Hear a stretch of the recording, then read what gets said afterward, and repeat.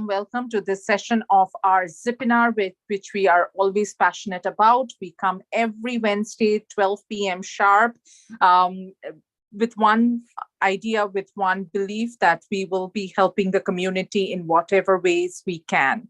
This is a way which we think that connects with the people, connects with speakers, amazing speakers, some speakers that inspire us, some speakers that makes us believe that we can do more. And the type of topics that we come up with, if you can go to our website, letusrockit.com, and see the varied type of topics that we try to present to you. It's absolutely mind-blowing. We have been doing this for the last 3 years. So we started in 2019. And this is April 2022. Very proud of that. And we have always tried to empower and inform the community, but we cannot do it without the community. So if you are a part of the community that you think that can be part of Let Us Rock It as well, please do leave us an email or text or WhatsApp or anything. Tell that word among your friends. And so we have our youth webinars as well. So for the professional webinar, we have two amazing topics today.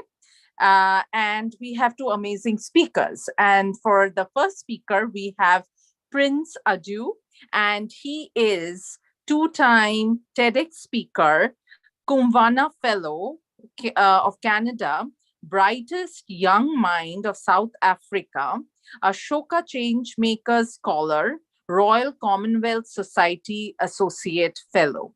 So if that sounds a lot, trust me, he has more to offer. But I will not go deep into that, but he is the founder and CEO of 1 Billion Africa, a nonprofit movement that inspires and empowers Africa's youth to identify problems in their communities and turn them into projects. So if you want to know more about him and his projects and how you can empower and get benefited, or you can benefit the organization, please join in our Zoom link and talk to our speaker direct. And trust me, he has been such an amazing person to agree at the last moment. And he said, you know what, we need to help the community help each other. So he will be talking on leveraging digital technology for SDG-driven community change. Let's hear from Prince himself. Absolute pleasure to have you. Over to you. Thank you so much. I hope you can all hear and see me loud and clear. I'm super excited to be here. Thank you for the humble, introduction. So we don't have a lot of time today. I don't know, for those of us joining us, maybe just a quick one. If you're joining us on Zoom or on YouTube, you can tell us where you're joining from. Maybe you can drop your flag, your country's flag, or the name of your country in the chat box on Zoom and on YouTube in the comments section, just so this is engaging. Awesome. So I have a presentation slide. Let me just present that in the next few seconds, and then we can kickstart. Okay. Just give me a second.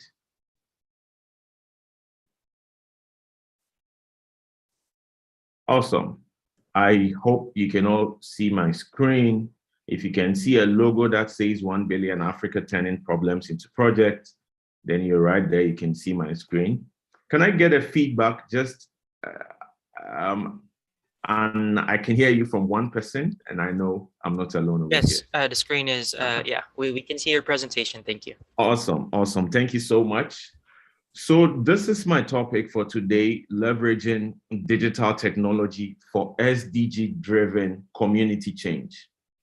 My name is Prince Eduapia. I come from Accra, Ghana. Ghana can be found in West Africa, and it's an afternoon right now, And so I love the weather already. I hope the weather is treating you fine wherever you are. So technology has come to shape our world. Technology has come to change our world for good. I mean, there are a number of negative ways technology has influenced the world today, but I believe the good outweighs the negative.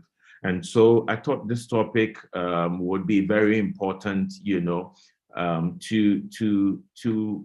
have a conversation on how each of us can leverage on digital technology to create change or community change in line with the sustainable development goals. So today we're going to look at these items on the outline: the need for change, potential and human capital drivers of community change. We're going to look at some SDG pointers and how a number of people leverage digital technology or digital tools to create change. We're going to also look at some digital tools for growth, and I'm going to make a call to each and every one of you before we close. So to start, the world needs change. The world needs change. And I am a leadership enthusiast. I preach leadership everywhere I go because I feel that poor leadership has created most of the world's problems, if not all of it. I mean, I'm up for a debate if someone wants to come for one. I believe poor leadership has created most or all of the problems in the world, and it would take good leadership to solve these problems. Poor leadership in the corporate world. I mean, we've heard of cases where people have either been corrupt or lack integrity in line of duty. We've heard of a number of corporations, taken to court here and there. We don't have time to go into so many details, but in the corporate circles, we have seen poor leadership in public management at the governance level, national leadership, ministerial positions, local government. We have seen poor leadership at display. Even in the civil society circles, we've heard of corruption cases with regards to some non-profits, here and there. And so I believe by now you are agreeing with me that poor leadership has indeed created most of the problems in the world. And I believe it will take good leadership to solve these problems. This is how I define leadership. I define leadership as the ability to drive your gifts to the service of your world. So whatever gift that you came to planet Earth with, whether it's the gift of singing, it's the gift of writing, it's the gift of speaking, it's the gift of poetry, whatever gift it is, if you are able to direct that gift to the service of your world, I believe you are a leader. And so I am one of the people that also believe that everyone is born to be a leader. But unfortunately, a lot of people die as followers. Leadership is not my topic today, so let me just go on, but follow me closely, please. Before I delve into digital technology, I believe nature cries every day on the street corners, on the roads, in our homes, everywhere, in our schools, in our businesses. There is needs are crying daily. Needs are crying daily. Needs are crying daily, waiting for someone to respond.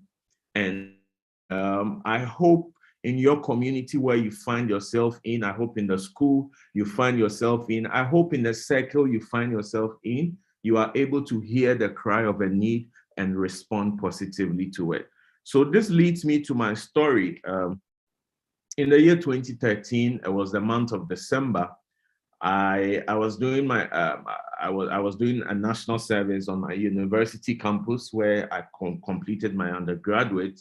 And I found myself, thinking about what I can do to help create change in Africa, in fact, in Ghana, in my community. So this is when a question came to my mind: Prince, how many problems are there in Africa? And if I'm supposed to ask you how many problems you think are on your continent, I believe you would say plenty of them, like 1 billion problems. So then I thought of creating a platform that inspires the 1.1 billion, the 1 billion Africans that we have in Africa, to find a problem each and turn this problem into a project. And this is how I started. Myself and a couple of friends started the 1 Billion Africa movement that for the past 7-8 years has created change in different parts of Ghana and other countries, even in Africa. To give you a typical example of our project, this is our current project called the STEM for Africa project. And it's a project that is taking experiential STEM education to underserved schools in underserved communities here in Ghana. This is where we've piloted a project, so we are hoping to scale it to other parts. But the problem, so what we do as an organization, our tagline is turning problems to projects.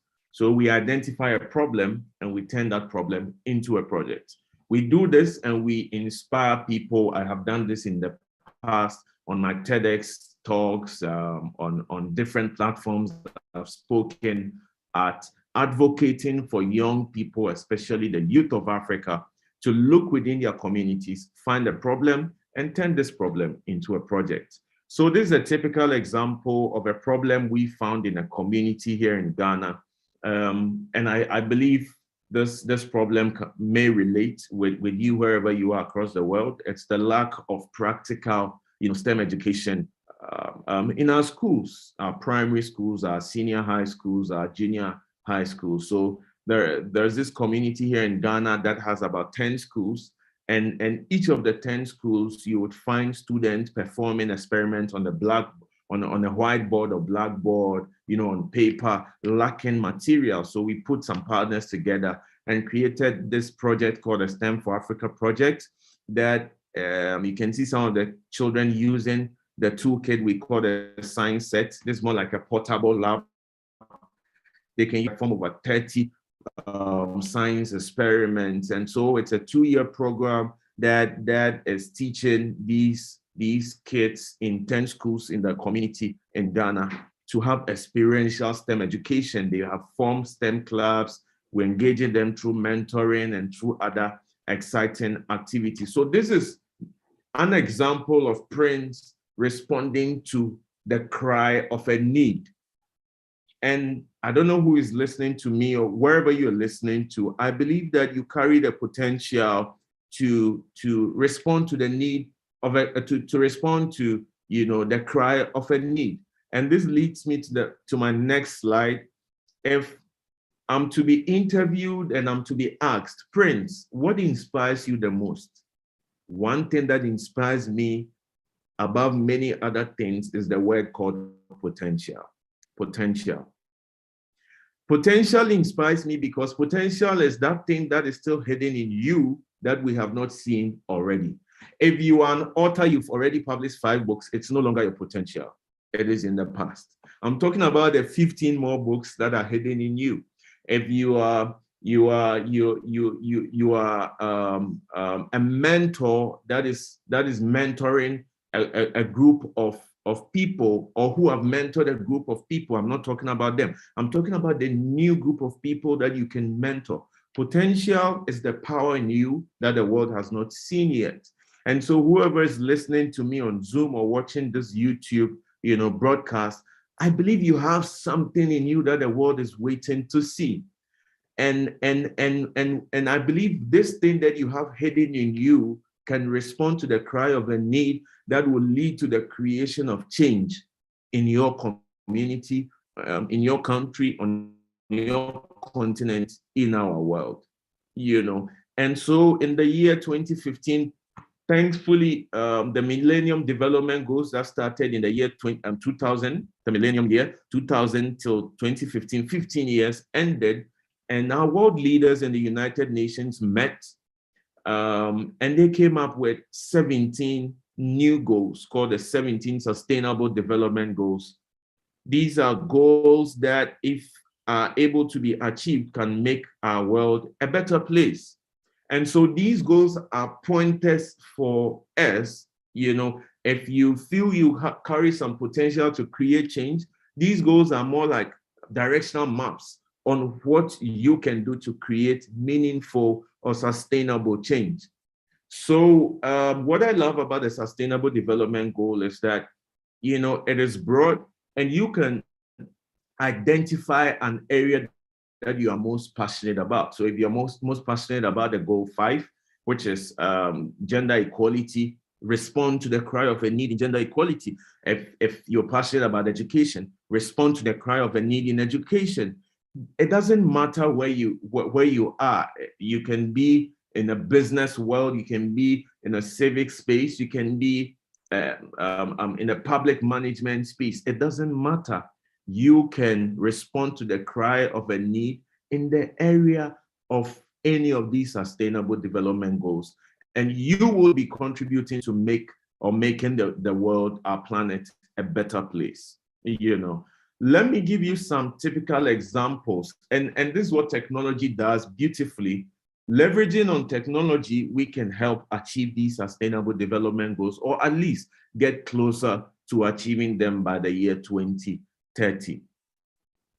I want to go ahead to give you some examples of how people leveraged digital technology to create community change. And this is linked with the sustainable development goals. I would love to start with a friend of mine called Chef Elijah. So he founded the Food for All Africa program, which is more like West Africa's first food bank, program. And this is how he is leveraging technology. So he has a food bank, and through an app, a mobile app that they have, and this was seen very relevantly during COVID. So people that cannot afford food, people that are on the streets, street children and so on and so forth, that are deprived or underserved, can able to, some way, somehow walk to their doors or access their platform digitally using a mobile app. And you can request, you can pin in your location, and these people can find you, to connect you with some warm food, to help you live through the day with. And this, like I said, was really relevant during COVID when we were on lockdown, but they were part of essential services. And so they were allowed to move their van throughout the community, throughout different cities, feeding people that cannot afford, and this is part of the sustainable development goals, specifically goal 2, that speaks about zero hunger. And this is how Chef Elijah and his team are using digital technology to meet the food needs of people. And they have a vision to create a hunger-free, Ghana of sub-Saharan Africa, which is a very audacious, beautiful goal. The second example I would give is by a gentleman called Alain Intif from Cameroon. And this is a guy who visited his friend at a hospital one time. And he went to meet his friend, very sad, looking extremely sad. And Alain asked his friend why he was sad that day. And he just told him that another pregnant woman just died in this clinic, and they started inquiring why, because that was a problem. A number of pregnant women kept dying in that particular community.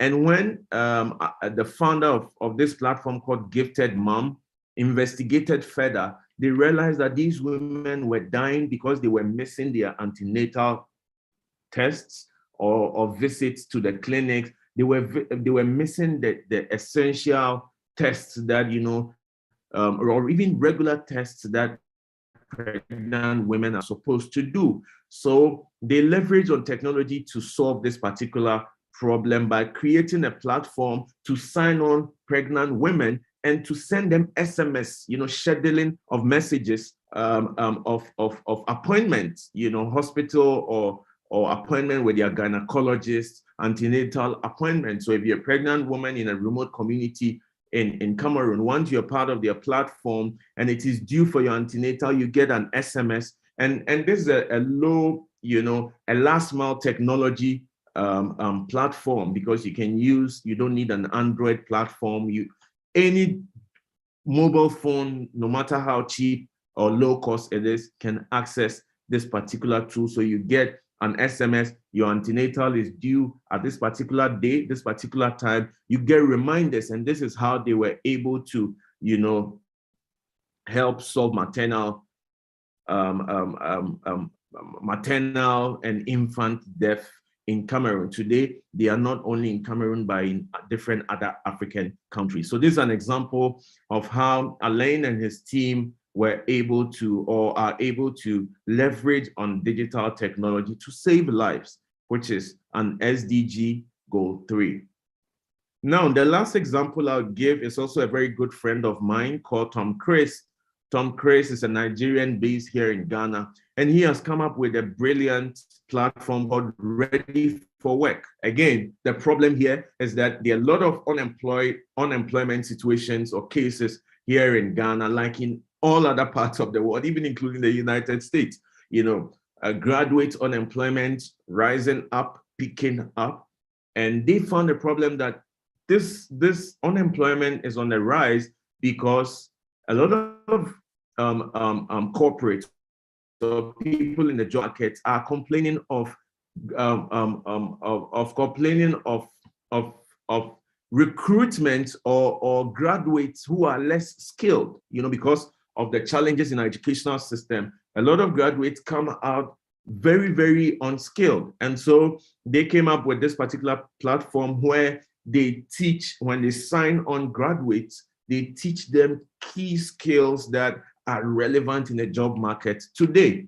And they build their capacity over a couple of weeks. And they also have a package of this platform for corporates or for talent recruiters, where these talent recruiters are able to see young people who are part of this platform that have guaranteed skills on their platform. So the Ready to Work platform is actually an immersive digital career accelerator that uses machine learning and artificial intelligence to equip entry-level job seekers with employable skills, and, like I was saying, help talent managers make data-driven recruitment decisions. And so solving the problem of the recruiters, solving the problem of the graduates, you know, and that is how come their platform is a brilliant one, solving an SDG 4 problem, which is lack of quality education. So, like I said, there are so many issues around us, so many needs crying out. And it is my hope that after this presentation, someone will be inspired to respond to the cry of a need. But I would entreat us to go the digital way if you can. You know, you can leverage on digital technology to make your solution smart, to make your solution worthwhile, to make your solution even more sustainable, you know. And if, for example, even if your solution to solving a problem in the community is not fully a digital platform or a mobile app or an application or software, it doesn't matter. You can still leverage on digital technology to boost the growth of your solution. And this is what my team and I at 1 Billion Africa, we have done. We have leveraged on a number of digital technology, digital tools to enhance our growth. So whatever solution that you are providing, you can leverage on a number of digital tools to enhance your growth. And I want to give us a number of examples of tools that can help you enhance growth of whatever solution that you want to create or you are already running. Yes, so some digital tools for growth. The first one I'll talk about is Google Tools. I love Google Tools so much. I believe their tools are so powerful. They can help, for example, a startup or even a conglomerate organization already engage their team, engage their staff, you know, run corporate social responsibility projects and do a lot of social good. So, for example, I work with a lot of entrepreneurs, and some of them tell me, you know, we can afford storage, we can afford, and we have issues managing, you know, our data and so on and so forth. Google Tools has Google Drive that you can leverage on. In fact, if you don't want to sign on the regular package that gives you access to, I think, 15 gigabytes of storage space, you can register for what they call Google for nonprofits. If you're running a nonprofit or a civic leadership platform. You can apply for Google for non-profits. They give you access to so many things for free: Gmail for free, Google Drive, I think some huge storage for free, 30 gig or so for free. And yes, you can get, Google Adware or Google Ads packages, Google AdSense for free as well. You have a number of opportunities as well on YouTube. For example, if you have a nonprofit movement, you can run it on YouTube for free as well. And so on and so forth. Time will not permit me to go onto Google Keep for notes taken, Google Forms for data and for taking feedback from your clients, from your volunteers, and so on and so forth. Another powerful tool that one can use is Trello. You can Google Trello, Trello. It's a team management platform, it's a task management platform, it's a project management platform that can really help you and your team run projects for good. Another example, I will give a powerful tool called Canva. For those of you in the nonprofit or civic space, Canva recently rolled out a package for free for nonprofits and for social good projects, social impact projects. You can get your cool flyers done. You can get your animation videos, animations done, your videos also done, and so on and so forth. The last tool that I would speak about is a tool that a lot of people underutilize, which is called LinkedIn. LinkedIn, I know everyone knows about LinkedIn, but a lot of people do not unpack their full potential in LinkedIn. You can find your partners on LinkedIn, potential partners, potential funders, potential volunteers, potential team members, media opportunities. I don't have time to go into details, but if you are an organization, if you're an individual, you do not have a powerful LinkedIn account, I will entreat you to go and create one. You never know the opportunity you're missing on LinkedIn. So like I said, you can leverage directly on digital technologies to create community change in line with the Sustainable Development Goals, or you can leverage on certain tools to drive growth in whatever you are running. I know my time is up. I would love to leave us with a quote. This is one of my favorite quotes by someone who is not a stranger to us, Martin Luther King. He said that if a man is called to be a street sweeper, he should sweep streets even as Michelangelo painted, or Beethoven composed music, or Shakespeare wrote poetry. He should sweep streets so well that all the hosts of heaven and earth will pause to say, here lived a great street sweeper who did his job well. Like I began by saying that needs are crying everywhere around us, and I urged you all to respond to the cry of a need. Martin Luther King Jr. is telling us and treating us today that whatever you find yourself doing, your hands doing, do it the best that you can.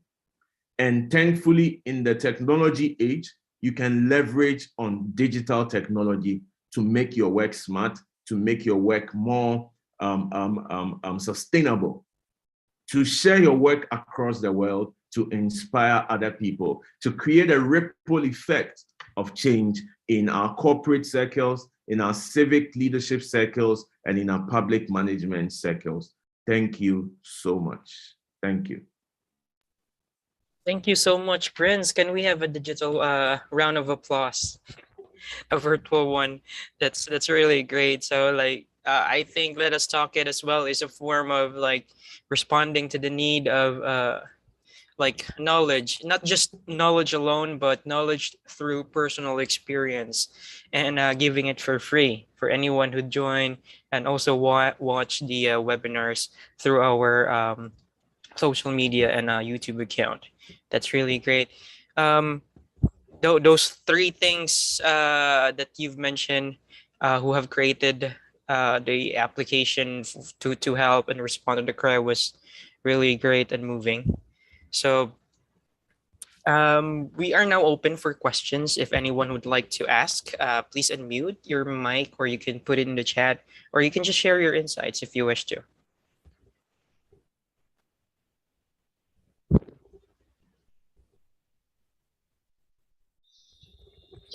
Hi, Prince. It's a great job. I like your vision, the kind of service you have been doing for the community in the African countries. I do not have any questions, but I wanted to congratulate you and then thank you for the good work that you and the team has been doing there. My pleasure. Thank you so much. Thank you.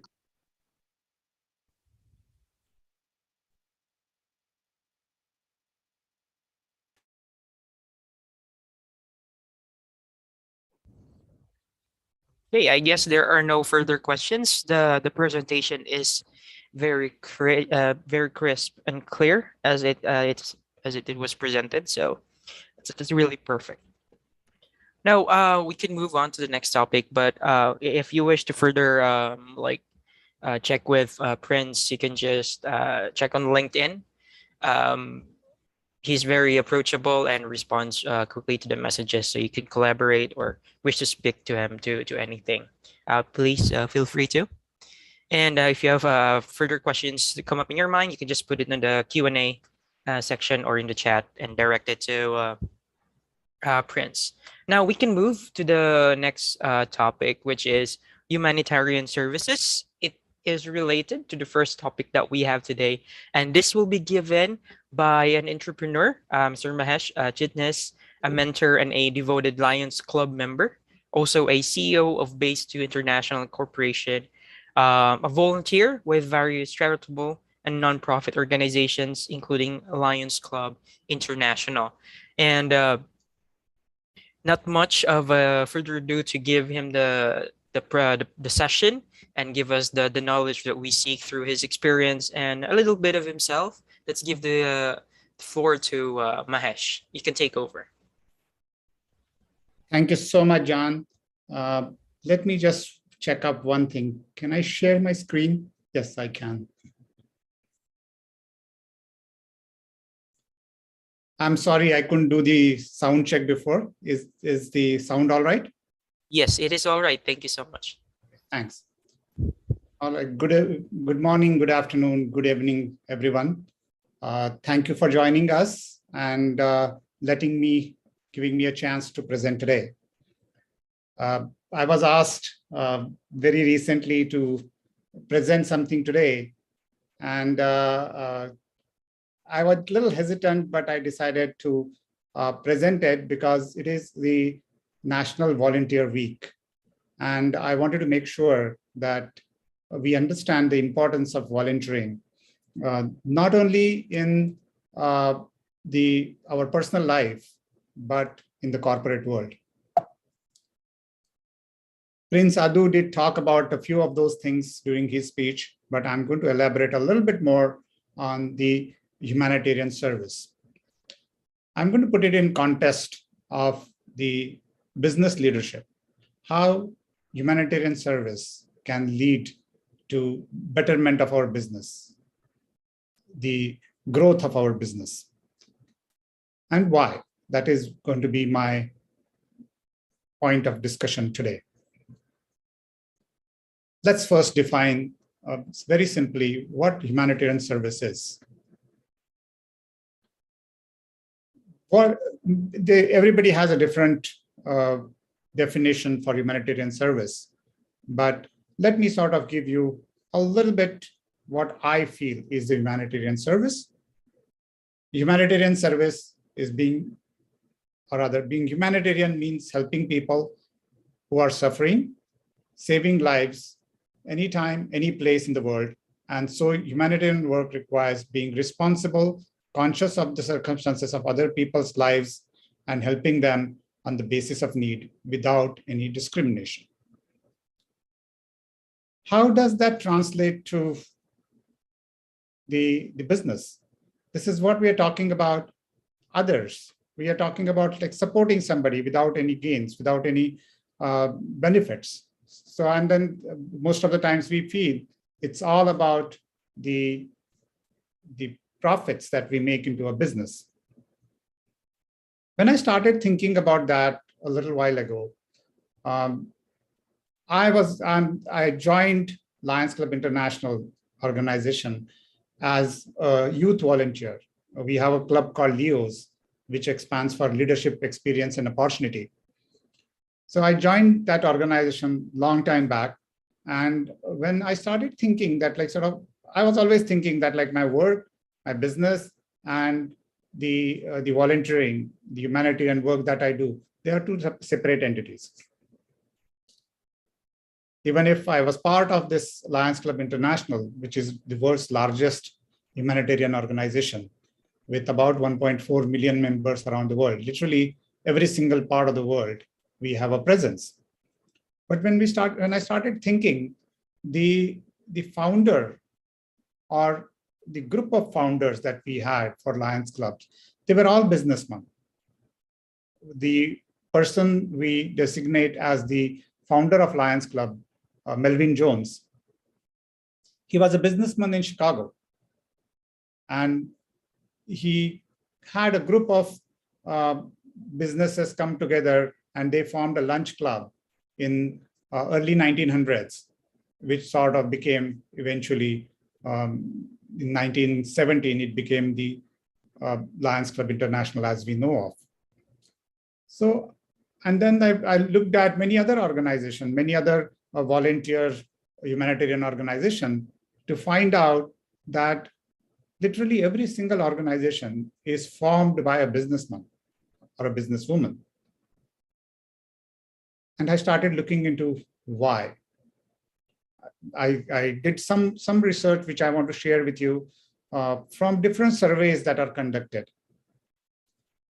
So let's go and quickly think about what is the benefit of humanitarian service for an organization, a corporation. And why should we bother? As a businessman, businesswoman, or a corporation, why do we bother? First thing that we need to bother, because it helps us in attracting and retaining talent. As of today, more than 50% of our workforce, our talent pool, is millennials. And within next couple of years, literally, by a survey shows that by 2025, more than 75% of our workforce would be either millennials or Gen Z, that we call it. Okay. If you look at the various surveys that are conducted, I will specifically talk about one, which was conducted by the Kona Communication. It is a millennial employee survey. In that survey, 50% of, or rather 67% of the millennials in the workforce, which as I mentioned, which are the largest, they are the majority of workforce that we have. So 67% expect that their company takes a stand on a social issue. They want their company to be involved socially. That helps them to relate. There is a survey which says that many of the millennials are ready to take a pay cut, even up to 30% pay cut, to join an organization that represents them. That corporation has taken a stand on the issue that they care for. It is also observed that if you compare between the companies who have the CSR, the corporate social responsibility programs, and the companies who don't, the companies who have a CSR, it is observed that the retention rate of that companies is more like it is increased by about 57%. There is a 57% reduction in turnover in the companies who have the CSR. And it is also observed or in surveys that 75% of the millennials, this is a millennial survey, so 75% of the millennials have more job satisfaction if they get involved into some social causes along with their work. These numbers are staggering, and these numbers are going to grow. The millennials, the workforce, the millennials and the Gen Z is going to grow. The Gen X and the baby boomers are slowly going to retire, and the workforce would be taken over by millennials in very, very short period of time. So to attract them, to get them into your organization and retain them, your involvement of a corporation into the community service, humanitarian service becomes very, very critical. Along with that comes the development of talent. As Prince Sadhu was mentioning, leadership is a critical part of everything. It is important in our families, it is important in our community, it is important in our workforce, in our corporations. There are several skills that we cannot train, we cannot teach by just sending our employees to some training programs. They could be developed within. Leadership is one of them.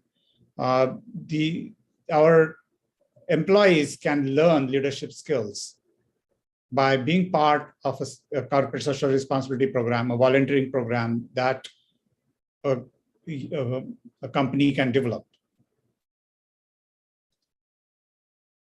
Again, this is a survey of the millennials. They feel that 92% of active volunteers, the keyword here is the active. The 92% of the active volunteers easily get into leadership positions into the companies. So it basically helps us to develop that talent pool, develop that leadership skills, develop those soft skills by doing this humanitarian work around the world. And this particular survey, the 92% survey, is actually a Deloitte survey. Just wanted to mention that. The third important factor is marketing and communication. Many people that, as you might have seen, they support a brand based on the social stand that the organization takes. The example, if I have to give example, the example could be Starbucks. Starbucks coffee is a little expensive brand, but when they took a stand that all their coffee beans all around the world would be developed organically and with all humane treatments. So even if the Starbucks coffee is a little more expensive than any other brands, people go and buy that because they feel that this is an environmentally conscious organization. On the other side of that, more than half the people can change their brand based on a stand that a company has taken. If a company takes a particular stand that you are not comfortable with, even if you like their product, you like their service, you tend to change the brand and go to a competitor just because the stand that they have taken.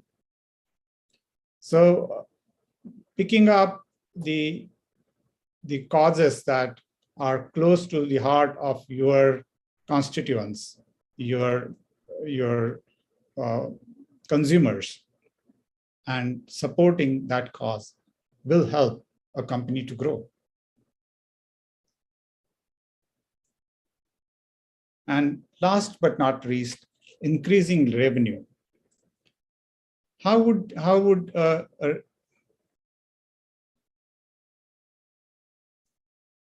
Okay. How would the revenue be increased?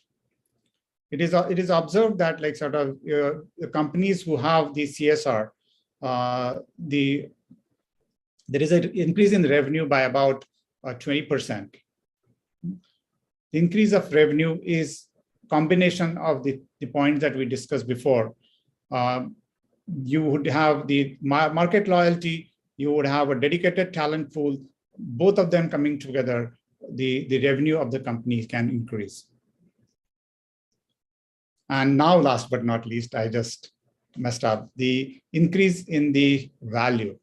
It is increase in the brand value. The market value by Project ROI says that the 67% of the people feel that the corporate social responsibility increases the brand value by 7 to 11%. The companies who have a CSR, their brand value is 7 to 11% higher. The Gallup poll, one of the Gallup poll has indicated that 68% of intangible asset of a company now comes from the humanitarian work, the CSR that a company can do. That is a big number. And it is important to put that onto our agenda to see how we can help the community to grow our organization. Before we end, I have a few more minutes. Before we went, why do the millennials or the Gen Z wants to have their company, their employee, they have the corporate social responsibility? Why do they want to have their company to do the humanitarian service? Sometimes they may not be able to put those in words, but I bring some of the South Asian philosophy into this. But before that, let me have a quote from Helen Keller. And just to give you a reference, Helen Keller came to the Lions Club International Convention in 1925, 97 years back, and challenged Lions to eradicate preventable blindness. Till that moment, Lions Club was just like any other organization. But when Lions got their first cause, this eradicating preventable blindness, Lions grew around the world to become the largest humanitarian organization in the world.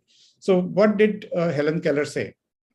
Helen Keller said that many persons have a wrong idea of what constitutes true happiness. It is not attained through self-gratification, but through fidelity to a worthy cause. And Helen Keller did give us that cause. When Lions started their organization, they were trying to grow our organization. The preventable blindness became the core cause of what Lions Club do. And that is how we have grown. Many times, many individuals, especially in this virtual generation, we are looking at that instant gratification through the virtual reality and so on and so forth. Having said that, at the end of the time, do they get the true happiness?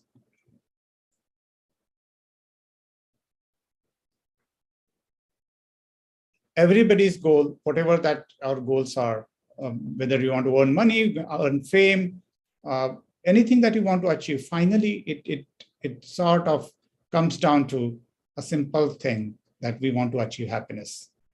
We want to achieve happiness through the material things or not, but the goal is to achieve happiness. In South Asian philosophy, we have levels of happiness. Okay? The first level is the pleasure. It's physical. Having a good meal for our lunch is a pleasure. Having good clothes, driving a good car, having a nice house is a pleasure. But it is at that level that it gives us a pleasure, but it doesn't make us happy. It sort of still leaves that vacuum in our life. Then comes the next level of happiness, dissatisfaction. It is emotional. It is when you sort of achieve something in life. You can, there is a project that you are working on. You're physically tired. You are working on that for days and nights, and you're as physically you're not happy probably, but emotionally it gives you that satisfaction. When you complete that project, you put that final signature, your final signature on that project, it makes you feel happy. It makes you feel satisfied. So that is the second layer of that is the second layer of happiness.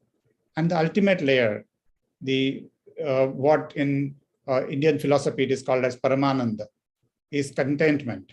It is spiritual. You get that contentment when you do something for somebody else. When there is a hungry homeless person sitting somewhere, if you give him a meal, if he eats that meal and he is happy, he gets that pleasure, you get that contentment. You feel that like, oh, okay, you're done something for this world. And that is what many of the people usually are looking for, even if they don't feel it that way at that particular point. But all of us yearn for that contentment in life. And millennials do want to have that.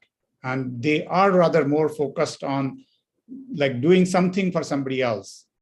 And we need to respect that, and we need to bring that into our life, our corporate life. I will leave you with the last word that after going through lots of the corporate world, like going through my corporate life, going through lots of projects related to community service, I really feel that kindness truly matters. Whether you are an individual or a corporation, kindness matters, and kindness is the one is going to make you more profitable and more happy in life.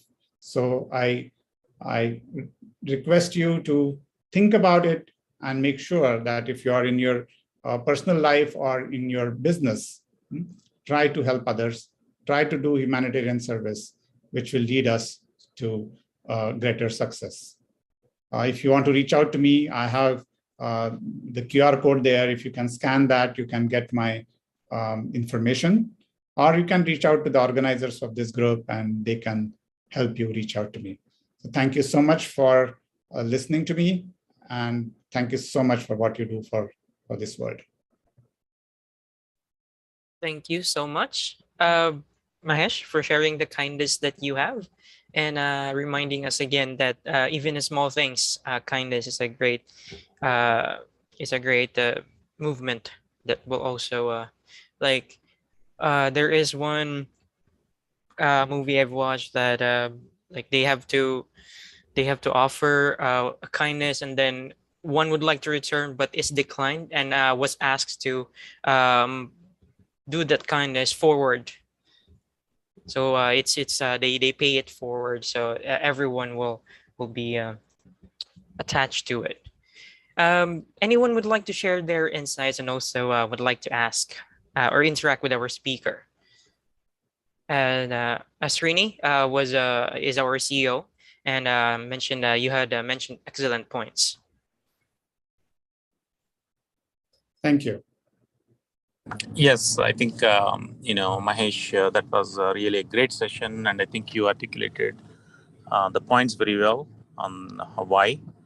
and also especially points on how they can gain experience, by the leadership experience really by participating, and which is an experiential thing. That's great. And I probably missed the beginning of the intro a little bit, but what else do you do, Mahesh? I have a small boutique management consulting company.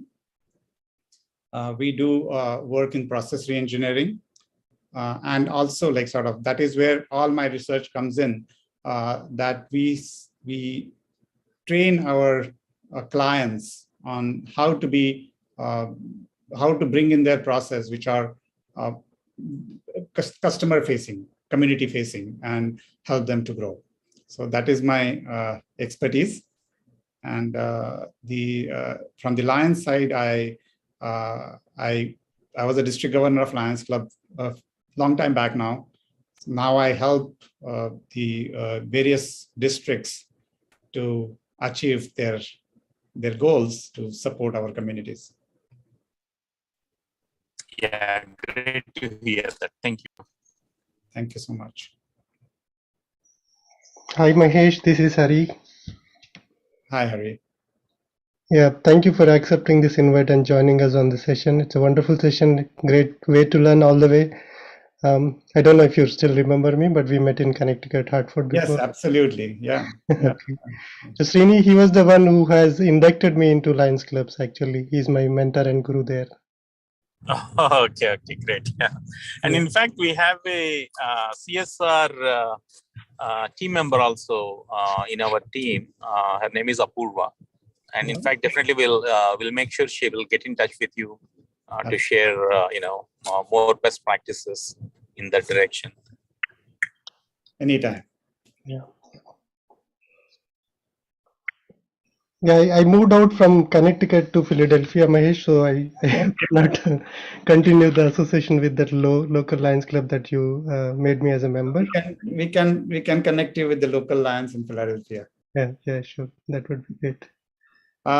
Let me sort of, when I have a little bit of floor, I can pitch for one of the things that we are doing, or rather promote one thing.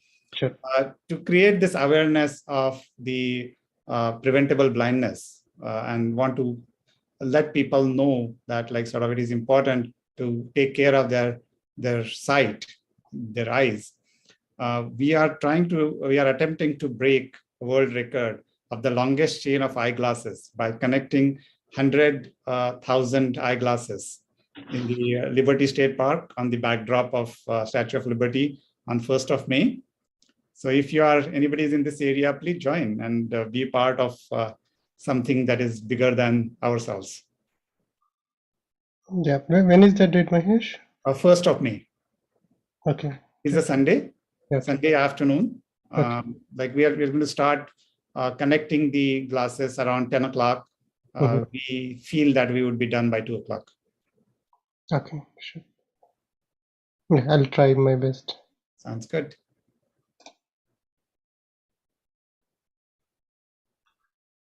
Yeah, we'll catch up again, Mahesh. Thank you very much once again. Anytime. You have my contact information. You can reach out to me anytime. Whenever I see a Lions Club, and you are the person who comes into my eyes, actually. Thank you so much. Yeah, and I think, if I'm not mistaken, I think about 6-7 years back, we were talking about the supporting the vision in rural India. Correct. That is the vision. That's what I connected with you. We have a program called C to Read. Right. For the nonprofit that I've been working with. So I could not make much progress during these 2 years of pandemic, but I have that purpose always bugging me. We can catch up on that soon. Yeah. Thank you very much. Thank you, Phil, for bringing the connection here and making us this presentation. Appreciate it. It is a pleasure. Yeah. Thank you, Julan. Thank you, Srini. Over to you, Phil.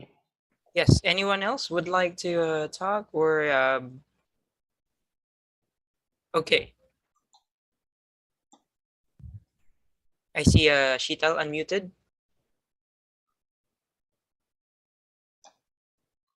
Okay, that's totally fine. If you wish to collaborate offline, you can get in touch with us or directly to Mahesh through LinkedIn.